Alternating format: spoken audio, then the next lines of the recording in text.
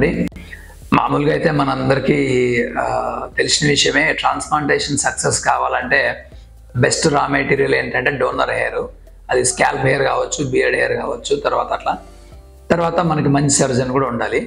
So ఇవి మామూలుగా అందరికీ తెలిసిన విషయమే, డోనర్ గురించి మరియు డాక్టర్ గురించి.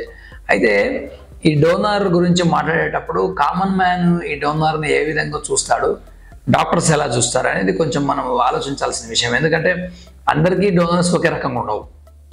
దాని గురించి కొంచెం ఈ వీడియో చేద్దామని నేను ప్రయత్నిస్తున్నాను. ఈరోజు ఈ వీడియోలో ఏం చెప్పబోతున్నానంటే, చీటింగ్ డోనర్ అంటే ఏంటి, ఇట్లాంటి వర్డ్ ఏది మెడికల్ టెర్మినాలజీ లేదు. జస్ట్ అర్థం అవడానికి కోసం నేను ఈ విధంగా మీకు చెప్తున్నాను. చీటింగ్ డోనర్ అనే పదం మెడికల్ టెర్మినాలజీలో కానీ బుక్స్లో ఎక్కడ ఉండదు. సో కామన్ మ్యాన్కి అర్థం అవ్వాలనే ఉద్దేశంలో నేను ఈ పదాన్ని వాడుతున్నాను. ఈ చీటింగ్ డోనర్ అంటే ఏంటి, దానివల్ల మనకు కామన్ మ్యాన్ ఏ విధంగా అర్థం చేసుకుంటాడు, దానివల్ల సర్జన్స్ కానీ రిజల్ట్స్ కానీ ఏ విధంగా ఉంటాయి, దాని కాన్సిక్వెన్సెస్ అనే దాని గురించి మనం మాట్లాడదాం. ఈ వీడియో అయితే లాస్ట్ వరకు చూడండి. డోనర్స్లో రకాలు, ఈ చీటింగ్ డోనర్ అంటే ఏంటి, ఇది ఎందుకు అంత ఇంపార్టెంట్ అనే దాని గురించి మనం మాట్లాడదాం.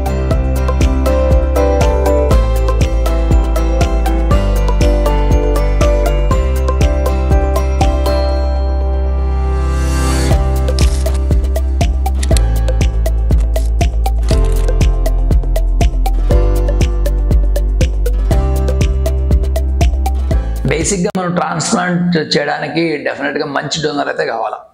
స్కాల్ప్లో మంచి హెయిర్ ఉండాలి. కొంతమంది బియర్డ్ నుంచి కూడా తీసుకుంటాము. సో స్కాల్ప్లో మన డోనర్ బాగలేదనుకోండి, ట్రాన్స్ప్లాంట్ మనం చేయలేం. ఎవరో 100 మంది బాల్నెస్ ఉన్న వాళ్ళకి ఒక 10% మెంబర్స్కి డోనర్ సరిగా ఉండదు. సో దీంట్లో డోనర్ సరిగా ఉందా లేదా అని చెప్పడానికి మనకు చాలా క్రైటీరియాస్ ఉన్నాయి. అవన్నీ మనం కన్సల్టేషన్కి వచ్చినప్పుడు చూస్తేనే తెలుస్తుంది. సపోజ్ మనం దూరం నుంచి చూసామనుకోండి, మనకు ఐడియా రాదు. కామన్ మ్యాన్ అనుకుంటాడు వెనకాల చాలా బాగుంది నాకు హెయిర్, మా అన్నకు చాలా బాగుంది, మా ఫ్రెండ్కి ఎవరికో ట్రాన్స్ప్లాంట్ అయితే చూశాను, నాకంటే తక్కువ హెయిర్ ఉంది ఆయనకి, కానీ రిజల్ట్స్ ఆయనకు బాగా వచ్చాయి, కానీ మా అన్నకైతే రాలేదు, ఆయన డోనర్ చాలా బాగుంది. అది యాక్చువల్గా ఎందుకు అట్లా జరుగుతుందంటే, ఈ డోనర్ అన్నప్పుడు మీరు చూసేది కామన్ మ్యాన్ పర్స్పెక్టివ్లో చూస్తారు. డాక్టర్స్ మేము సర్జన్స్ ఎలా చూస్తామంటే, డోనర్ మేము దగ్గర నుంచి ఆ హెయిర్ కూమ్ చేసి డోనర్ ఏ విధంగా ఉంది, ఎంత ఏరియా ఉంది, అక్కడ యాక్చువల్గా ఒక్కొక్క స్క్వేర్ సెంటీమీటర్లో ఎన్ని గ్రాఫ్ట్స్ ఉన్నాయి, ఒక్కొక్క గ్రాఫ్ట్లో ఎన్ని ఫాలికల్స్ ఉన్నాయి, ఒక్కొక్క ఫాలికల్ థిక్నెస్ ఎలా ఉంది, ఇవన్నీ మనం చూస్తాం. అవన్నీ కామన్ మ్యాన్ అర్థం చేసుకోలేడు. దూనప్పుడేమో నీట్గా కనపడింది కదా అని చాలా బాగుంది అనుకుంటాడు. ఈ చీటింగ్ డోనర్ అంటే ఏంటంటే, చూడ్డానికి బాగా కనపడి సర్జరీకి వచ్చేపాటికి మనము పాలిస్కోప్లో ఎగ్జామిన్ చేసినప్పుడు కానీ, లేకపోతే కూమ్ పెట్టి నీట్గా దగ్గర నుంచి ఎగ్జామిన్ చేసినప్పుడు కానీ అక్కడ గ్రాఫ్ట్సే ఉండవు మనకు. అటువంటి డోనర్ నేను అప్పుడప్పుడు చూస్తుంటాను. ఈరోజు మీకు అట్లాంటి ఒక వీడియో చూపిస్తాను, అది గమనించండి ఏం డిఫరెన్స్ అనేది. ఇట్లాంటి వాళ్ళకి ట్రాన్స్ప్లాంటేషన్ మనకు చూడడానికేమో డోనర్ చాలా బాగుంటుంది, వాళ్ళకి రిజల్ట్స్ రావు. ఇది చాలా ఇంపార్టెంట్, అందుకని ఈ వీడియో చేయడం జరిగింది. ఈరోజు నేను చూపిస్తున్న పేషెంట్కి డోనర్ చాలా బాగుంది. కామన్ మ్యాన్ పర్స్పెక్టివ్లో మనం దూరం నుంచి చూస్తే చాలా బాగుంది. ఆయన మేము షేవ్ చేసిన తర్వాత కావచ్చు, లేకుంటే కన్సల్టేషన్లో మనం ఎగ్జామిన్ చేసినప్పుడు కావచ్చు, లేకుంటే పాలిస్కోప్ పెట్టి చూసినప్పుడు కావచ్చు, అసలు అక్కడ ఏం బాగలేదు, గ్రాఫ్ట్స్ ఎందుకు అలా ఉంది, మనకు ఎందుకు అలా కనపచ్చింది మనకు అర్థమవుతుంది. సో అదనమాట. మీరు ఇక్కడ గమనించినట్లయితే ఈ పేషెంట్ ఏజ్ 30 years. డోనర్ చూడండి బ్యూటిఫుల్గా ఉంది. మన ఫొటోస్ కానీ దూరం నుంచి చూడడానికి కానీ, ఒకసారి జస్ట్ కూమ్ చేసినా కూడా మనకి ఏం డిఫెక్ట్ తెలియదు. చాలా డోనర్ మంచి డోనర్ అని అందరికీ అనిపిస్తుంది ఇది. కానీ కన్సల్టేషన్కి వచ్చినప్పుడు మేము చెక్ చేసినప్పుడు మ్యాటర్ ఆఫ్ మినిట్స్లో మనకు అర్థమైపోతుంది డోనర్ బాగుందా లేదా అనేది. అందువలన అబ్జర్వేషన్ అనేది చాలా ఇంపార్టెంట్ సర్జన్కి.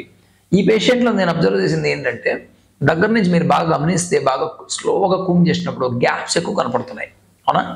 సో ఈ గ్యాప్స్ ఎందుకు కనపడుతున్నాయి అంటే, డోనర్ అంత క్వాలిటీగా లేదు ఆయనకి. మీకు అది అర్థం అవ్వాలంటే బేసిక్గా మనం ఈ ఫొటోస్లో ఎంత చెప్పినా అర్థం కాదు. అందువల్ల నేను ఏం చేశానంటే, ఈ పేషెంట్కి కొంచెం మ్యాగ్నిఫికేషన్లో పాలిస్కోప్లో నేను కొన్ని ఫోటోలు తీశాను. పాలిస్కోప్లో ఫోటోలు తీసి పెట్టాను.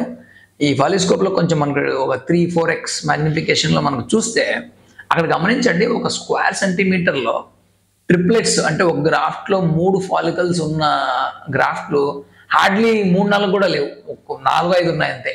అంటే మనకు ఒక స్క్వేర్ సెంటీమీటర్లో ఆల్మోస్ట్ 40 to 70 హెయిర్ దాకా గ్రాఫ్ట్స్ దాకా ఉండాల్సింది, దాంట్లో మనకు చూస్తే ట్రిప్లెట్స్ అంటే 3 ఫాలికల్స్ ఉన్న గ్రాఫ్ట్స్ 4-5 కూడా లేవు. 2 ఇంకా అన్ని సింగిల్సే. ఆల్మోస్ట్ 60% మీరు గమనించండి సింగిల్స్ ఫాలికల్స్ ఉన్నాయి. ఒక గ్రాఫ్ట్లో సింగిల్ ఎయిర్ ఉంది, సింగిల్ ఫాలికల్. తర్వాత ఈ సింగిల్ ఫాలికల్ కూడా వీక్ ఉన్నాయి, 60 to 70% అట్లే ఉన్నాయి. ఇవి మనం తీసి ఇంప్లాంట్ చేసినప్పుడు మనం 5,000 కాదు 6,000 8,000 పెట్టినా కూడా రిజల్ట్ రాదు. ఎందుకంటే ఇవన్నీ సింగిల్ ఫాలికల్స్, దానితోటి మినియేచరైజేషన్ కూడా అవుతుండొచ్చు, ఆ గ్రోత్ కూడా రాకపోవచ్చు. అందువల్ల ఇతనికి మనము ఒక్క స్క్వేర్ సెంటీమీటర్లో అట్లీస్ట్ మనం ఒక 5-10 ట్రిప్లెట్స్ తీసుకోవాల్సింది. హార్డ్లీ 1-2 ఉన్నాయంటే, మిగతావన్నీ సింగిల్ ఫాలికల్స్ అయిపోయినాయంటే మనం ఆలోచించాల్సిన విషయం. కాకపోతే ఈ కవరేజ్ అంతా చాలా నీట్గా కనపడుతుంది. మీరు గమనిస్తే చాలా బ్యూటిఫుల్గా ఉంది, డోనర్ బాగుంది అనుకుంటారు. ఏంటి ఇది ఇంత బాగుంది, డోనర్ ట్రాన్స్ప్లాంట్ చేసుకున్నాడు కాకపోతే రిజల్ట్ రాలేదంటారు. మెయిన్ రీజన్ ఏంటంటే డోనర్ క్వాలిటీ బాగాలేదు.